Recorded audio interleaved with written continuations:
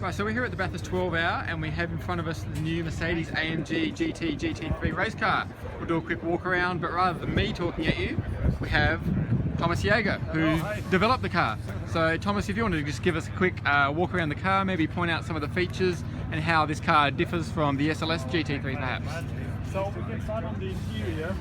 So we made improvements with the new seat structure. It's one of the safest in GT racing, latest FIA homologation.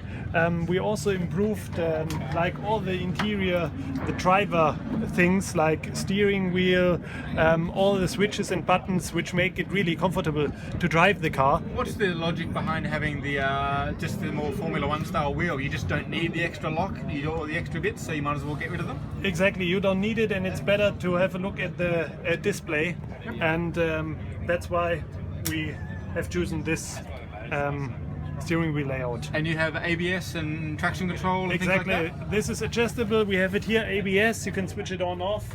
You can also change the settings. We have the same thing for traction control, and then we have some other switches like brake balance and so on. So everything is very simple and nice indicator stalk there from the road car as well. Yes, because this is an advantage. You have like 10 functions within this. Oh wow! You can save lots of buttons over there. Makes it easier. Okay, fantastic. And air conditioning? Of course, it's available. Yep. As in the SLS. So for Australia, maybe it's good to have one. Luckily, it's not so warm these days, but no problem to have them.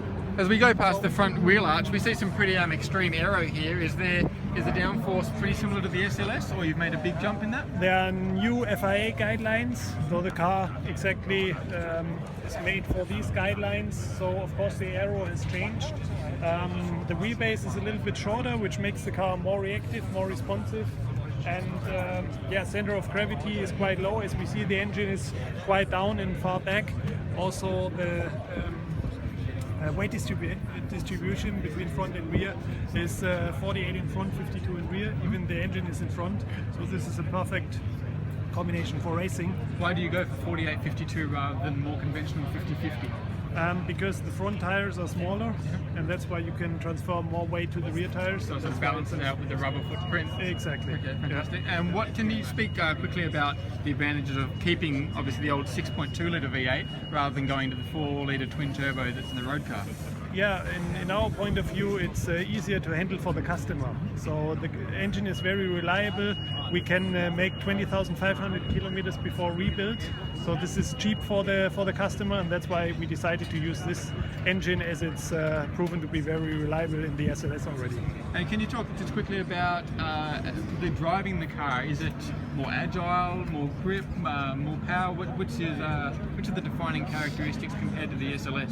Yeah, for us it was targeting the development to make the car, as you just said, more agile, more precise, more race car than the SLS, but still it's easy to drive also for a gentleman driver. And that's a challenge to make the car fast but friendly? Exactly, that's the biggest challenge, because if you have like Pro M series, not the Pro decides about the result, it's always the M. So the challenge is to get the M as close as possible to the Pro, and I think we made quite a good step here, and it's as far as we know from the gentleman drivers in Dubai in 24 hours, they were all very, very happy with the car. They liked it immediately, so I think we've reached our goals.